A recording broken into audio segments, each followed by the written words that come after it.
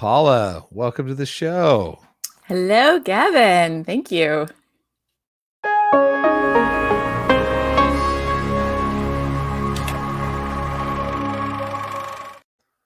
I love that Right on. logo. It's so It's fancy. very cool. I love it. It legitimizes my existence here on Reveel'd.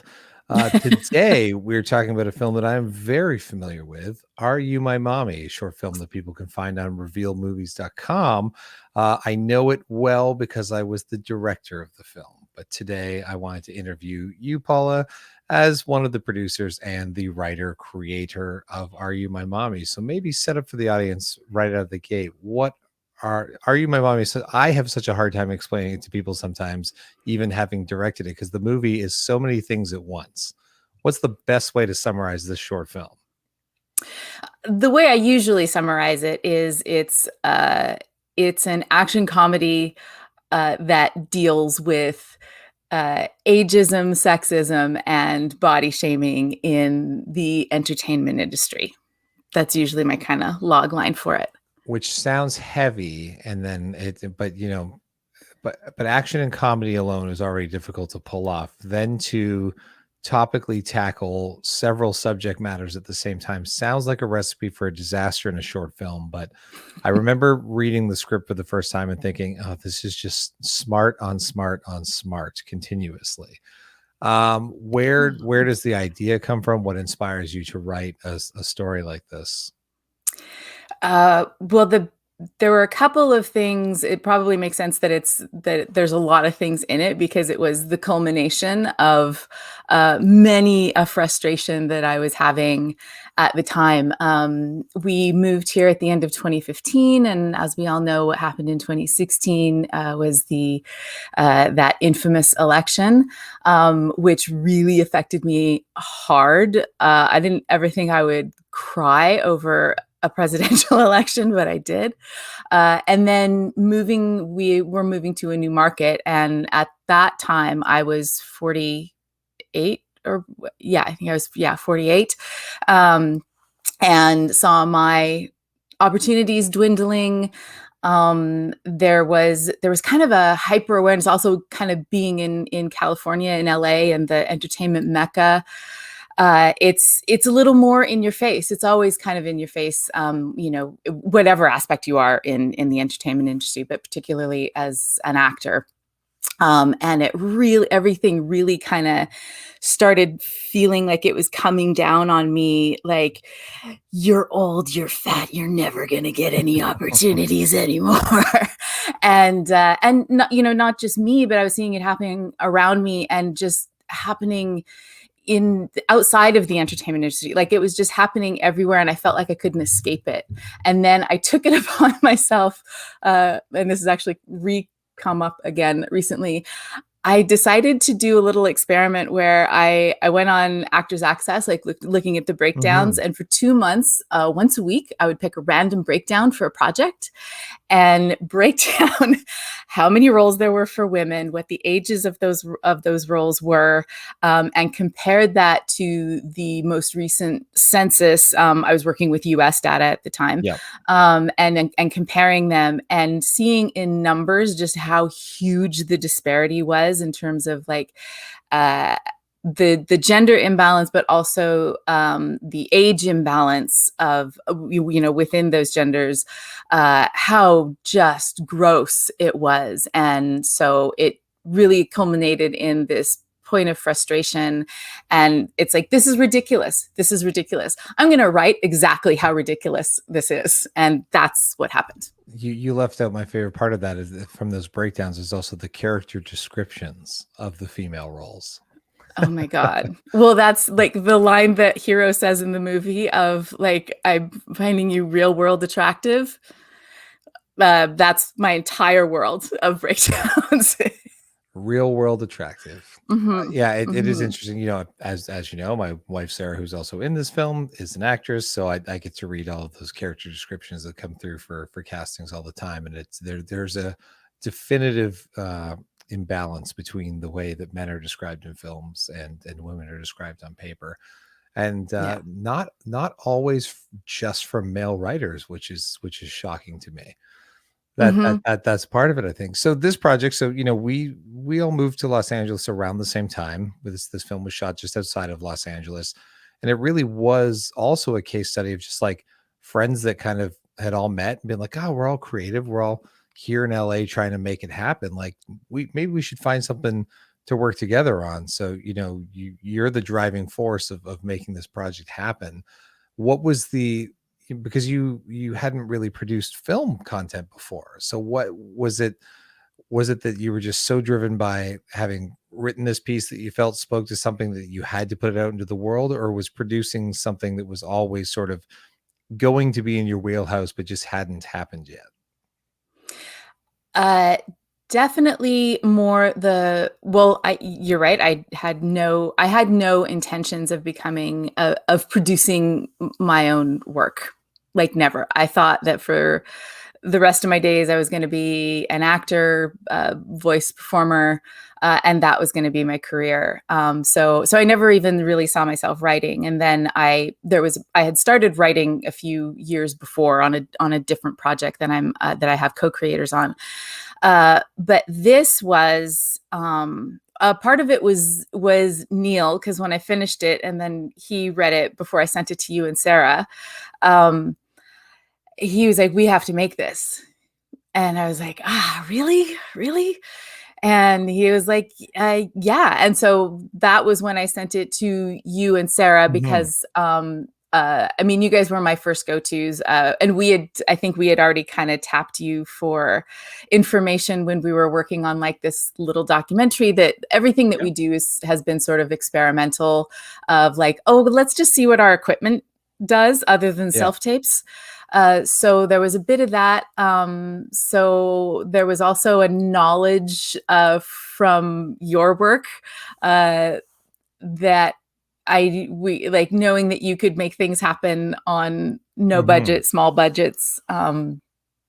So it felt like it was a little more doable. And also that culmination of like, it is entirely possible I will never get any opportunities unless I make something for myself. So it was an opportunity to make something that could possibly on the festival circuit get me in different conversations with different kinds of creators, the behind the scenes creators, because Mhm. I knew plenty of actors. I didn't know a lot of directors or a lot of producers, so that all came to a head, and so we're like, okay, let's give it a go. I think we have to point out there that the Neil you speak of is Neil Napier, who is your husband and plays the character of Hero in the film. My favorite thing to point out after anybody watches the film is saying, by the way, those two are married in real life. And they're like, no, but he says all those things to her in the movie. And I'm like, and they're still married. Yes, yes, she wrote those things for him to say. Because there are some particularly biting lines there that for people who weren't in a loving relationship might not. I always wonder when I work with my spouse often that what's the thing I'm gonna say on set or ask of her as an actor where that's the breaking point. But your breaking point apparently is still yet to be discovered somewhere down the road. Yeah, we're very lucky and proud to have worked on our relationship enough to where we have a really, really solid foundation. And yeah, I don't know that we would have made the film if we were, if one of us is having an affair or something, or something like Fair, that. fair. Yeah. I think the what's interesting what you bring up too is the idea of creating your own work. And what a lot of audience members that aren't involved in the film industry don't understand is how important it's become to create your own work, to create opportunity. And even some of their favorite shows, like it's common knowledge in the industry that something like Fleabag started as a Kickstarter one woman show that then became this Amazon hit. But I think most average audiences, that's it. It was just the show that was now on Amazon and was picked up. So there is a real drive to create content of your own. And how's that experience been? I guess that's the end of my question is what opportunities has it provided? Has it sort of accomplished that goal of opening doors that you didn't think were available to you prior to making the short film? Well, there were people that I met during the festival, like our inaugural launch at Dances with Films in Mhm. 2018. I met a couple of people there that I've become friends with now, and we've like Ashley Hillis is like she and I have collaborated on. We co-wrote a short together that we're hoping to get made. She's also interested in directing the feature that I wrote, and I think the biggest thing though that it gave me was a certain confidence. Like there's something to having, as an actor, as a primarily an actor, there is something to having written and produced something to show as kind of a calling card, as because it's also a calling card of like this is my style of humor, this is my style of these are the kind of things that I relate to, which I haven't really had a chance to explore in my acting career. So as grateful as I am for the jobs that I have had, I don't really feel like I've had that role that really expresses who I am. And I felt like this project was an opportunity to do that, and it feels really good to be able to put that out there. It's not have something else on my resume aside from my acting resume to put out there. To there's a certain amount of I don't know. You just have different conversations. I'm sure you've done so many festivals and had so many projects. So I know that was a big thing that I realized when we did that first big festival, is that once people saw the film, once other creators there saw the film, the conversations that happened after that were different. And it's Absolutely. like, it's like, oh, that's who you are. Oh, you So can do that things that I like. Yes, yeah. Yeah, yeah. So I think that was kind of the biggest thing that made me see like, oh, this is why people create their Mhm. own stuff. It's not just because like, oh my God, I got to get my art out there. It is that, but it's also the kind of conversations that happen with other people in the entertainment industry it just kind of makes you a little more legit.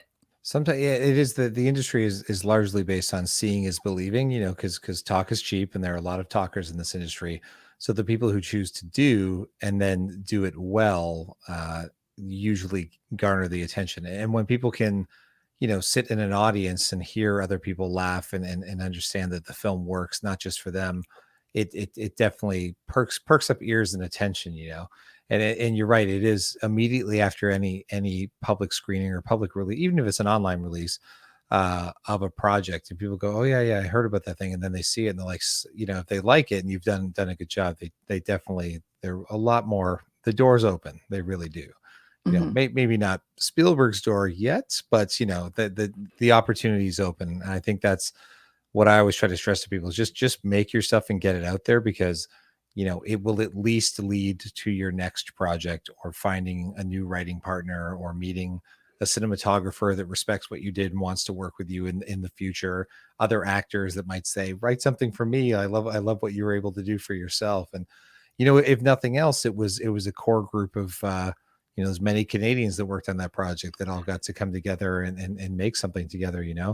And it was just such a fun, relaxing shoot. And that doesn't always happen. Things tend to just be incredibly stressful. But for the amount of action and material that we had to pack into that kind of like 2 days plus like the extra hour we shot, we managed to get quite a bit of fun stuff. Like, tell me a little bit about what I've always loved about it. And it's such a, like, you probably won't even pick up on it. But the sort of unseen, like, terrorists or antagonists or like Bond-esque villains that they're on the run for, that don't necessarily show up on screen, they might not all be from the same country. Do you remember when we were doing our Cur- like our when our we were loop doing the group for that? VO, yeah, yeah, yeah. What we did was we just went out into a park, and there was Neil, yourself, myself, and Kevin Ty came out to assist, and we all just found, we wrote a generic, like, he's over there, get them, get the truck, call in the helicopter. But I think it was like Russian, Spanish, and Yeah, German, we looked up maybe, a whole bunch of and we French, put probably a whole French. bunch of like languages in there that we could I'll kind of handle for one or two lines. So for folks, when you go watch the movie online, which you should at revealmovies.com, Absolutely. you will, if you listen in the background, all the chaos of the gunfight, the people aren't even necessarily speaking the same language to each other. It's a little bit like Monty Python, where pitch le vache, and they're like, they don't even understand French. The French soldiers don't toss the cow. Uh, Yeah. what was your favorite part of the creative process, other than writing the film and making this? Um, wow, that's a hard question. Because I really did. I was surprised how enjoyable it was. Because you're right. Like I didn't. I mean, we were shooting outside, just outside of LA in 95-degree heat It was during the hot. day. It was freaking hot. Yeah, the conditions were miserable. Like the base conditions were miserable. Yeah. Yeah. But I'm still kind of very struck by how the amazing crew that we had, Hmm. um, that really fostered, like, everybody who came to help us out, and um, just everybody had such a positive attitude. And I was just kind of blown away by it, and it just had that. It kind of also almost had that theater school, we're all gonna get together and just create Yep. this thing together, but I hadn't really had that experience in film. I mean, I've had fun in film, obviously, Sure. and even working on other people's shorts and stuff like that, but honestly, there was a real lack of drama, for Yeah. lack of a better term, on set, and so it fostered this creative energy that I feel made the project greater than the sum of its parts. And I think that was I the can most agree on creative that. satisfaction that I got out of it, is to realize that this is possible. It also really spoiled me because now I expect that going forward, and I know that's not necessarily going to happen. Well, should But we work together, I'll try not to turn into a dictator on set. I'll try to keep the same fun. Yes. okay, deal, I deal. think well, for me, it was a project that really, I love the script from the start, but it's also a film where at every stage I felt like the team was able to elevate it. Like everybody brought something more than we expected.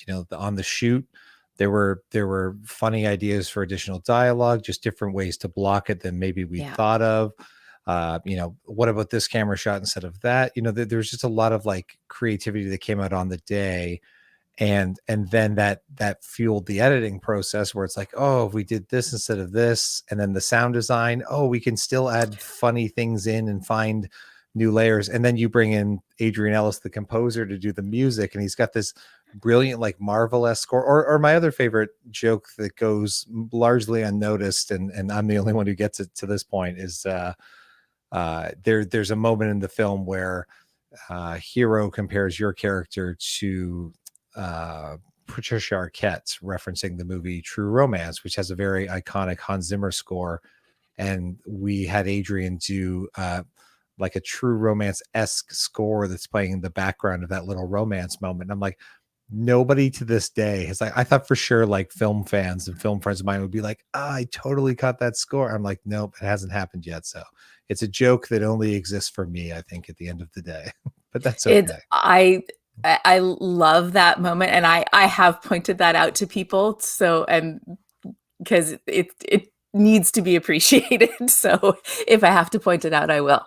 And then last question, you write on such important topics. You are one of the strongest advocates that I know for female empowerment in the film industry. Do you believe the shift has been working over the last few years, and what is still lacking, or what is the next step that needs to happen to sort of drive equality home? I think I can say on there is there is a shift happening.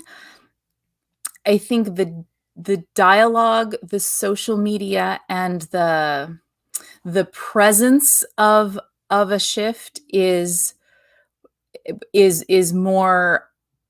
that is happening at a more prolific and quicker pace than the actual shift is happening. And I think that's just the way society and popular culture works. People, I mean, there's so many fronts that we're still working towards. I mean, you know, in so many ways, we're still not out of the American Civil War, and so and the suffragette movement. You know, those things are still at play underneath, like they're in the foundation. So even if we're trying to you know, repair the cracks and paint them different colors and whatnot, we're still not there foundationally. But it is really I think that artists taking creation into their own hands, which has been aided by the accessibility of technology, all of that is coming together, and there are lots of things happening. They haven't happened yet, but they are definitely brewing.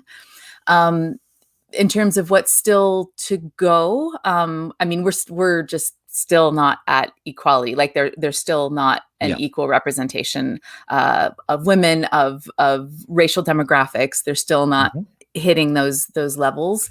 Ageism is kind of the one that I've been both researching myself a lot more, just because it's something that applies to me, and it's also been more conversations that I've been pulled into. Actually, ACTRA Montreal, in the Actors Union in Canada, and in the Montreal chapter, we've started part of their diversity initiative, now includes a group that's dealing with ageism, and we just had our first Zoom discussion about that, and trying to think of initiatives that we can put forward to both raise awareness. That's a term that's kind of run its course in my head, because awareness without action doesn't really amount to anything. But also, like, putting forth things and steps to take so that we can have conversations with casting directors to hear from them. Okay, so what is actually going on? You guys are the ones that are talking to the producers. What is happening when you're asking for a 50-year-old woman and then you're casting a 30-year-old, or you know, and that's happening to men as well. So I think that's the and it's also been like, ageism hasn't been as present in the discussion of diversity. Much in the same way, ability is just now starting to kind of come a little bit more into the fore. But I guess there's just so much inequality out there to go around that it's, you know, you have to, you know, kind of wait your turn. One battle at a time, or one battalion gets to move forward, and then the next, and hopefully nobody has to retreat at the same time. Exactly. Yeah, I think the coalition is going to be really, really important, and that's what I would love to. I mean, I've talked to you before about the dark comedy series that I have in my head that's based on Are You My Mommy, called She. That's sort of it's the Matrix and 9 to 5 meetup, and it's this whole coalition of underrepresented and communities who come together to overthrow the patriarchy and start the revolution. But they're trying to find the systems to put in place to replace everything, and so not everything goes well in those experiments. Maybe it's a Reveel'd original one day soon. Maybe I would love that. I'm not hinting at anything that I know. I'm not making an announcement through this, but who knows? Yeah, I mean, it's called Reveel'd, so that is a pretty broad. There we go. I know the question should be a little more revealing, I suppose. But Paula, thank you so much for joining us today. Oh, thank you. And it was so great to see you. I haven't seen you in a year. I know, we don't live in the same city anymore, this cursed pandemic. I know. But we'll be out of it soon enough and back on a set. I have faith. I do too. All right. And everybody, thanks for watching. If you're watching this outside of Reveal, go to revealmovies.com, sign up. It is 100% free, and you can watch amazing short films, documentaries, animated pieces, and even feature films now. So check it out. You know, you love to stream. We know you love to stream. So come stream some high quality independent films at the same time. Thanks, everybody.